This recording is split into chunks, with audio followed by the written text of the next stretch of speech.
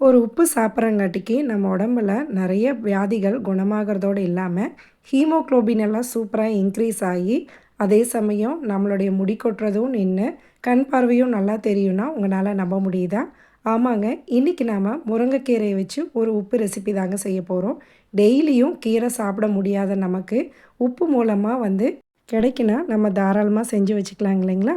ஆமாங்க. இன்றைக்கி நாம் முருங்கைக்கீரை உப்பு தாங்க செய்ய போகிறோம். முருங்கைக்கீரையை நல்லா குச்சியெல்லாம் இல்லாமங்க நல்லா க்ளீன் பண்ணிவிட்டு தண்ணியில் நல்லா 2 தடவை அலசி ட்ரை பண்ணி எடுத்து வச்சுக்குங்க. இப்போ இந்த அளவுக்கு சுத்தம் பண்ணதுக்கப்புறங்க முருங்கைக்கீரையை மிக்ஸி ஜாரில் சேர்த்திக்கலாங்க. முருங்கைக்கீரையை அரைக்கும் போதுங்க லைட்டாக தண்ணி தெளித்து நம்ம மருதாணிக்கு அரைக்கிற மாதிரி அரைச்சிக்குங்க. ரொம்ப அதிகமாக தண்ணி சேர்த்துனா கீரையை ரொம்ப நேரம் அப்புறம் கொதிக்க விடுற மாதிரி ஆயிருங்க. கலரும் சேஞ்ச் ஆயிரும். ஸோ இந்த மாதிரி லைட்டாக தண்ணி சேர்த்திங்க நல்லா அரைச்சிக்குங்க. நல்லா மை போல் அரைச்சி எடுத்துட்டுங்க. இனி நாம் உப்பு செய்ய ஸ்டார்ட் பண்ணிக்கலாங்க. ஒரு பேனை நல்லா சூடு பண்ணி எடுத்துக்குங்க. கொஞ்சம் அகலமாக இருந்ததுன்னா நமக்கு கிளறி விடுறதுக்கு ஈஸியாக இருக்கும். அரைச்ச முருங்கைக்கீரை பேஸ்ட்டை உள்ளே சேர்த்திட்டுங்க. லைட்டாக தண்ணி சேர்த்தி அலசி உள்ளே ஊற்றிக்கிங்க. இதை நல்லா கிளறி விட்டுட்டே இருங்க. நம்ம சேர்த்துன தண்ணியெல்லாம் ஓரளவுக்கு வத்துற அளவுக்கு ஒரு 2லேருந்து 5 நிமிஷம் போல் நல்லா இந்த மாதிரி கலந்து விட்டுருங்க. இப்போ கீரை நல்லா சுண்டி வந்துருச்சுங்க. இந்த அளவுக்கு வந்ததுக்கப்புறம் 1 கிலோ அளவுக்கு கல்லுப்பை உள்ளே சேர்த்திக்கலாங்க.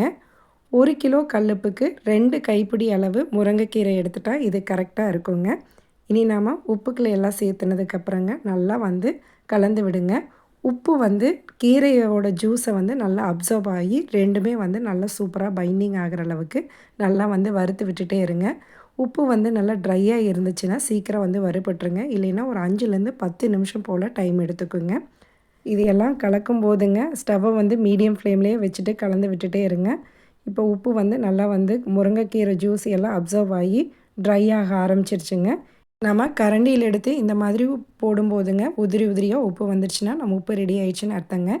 இந்த முருங்கைக்கீரை உப்பை நீங்கள் சாம்பார், புளிக்குழம்பு, ஏன் மாவாட்டும் போதும் கூட நீங்கள் யூஸ் பண்ணிக்கலாம்.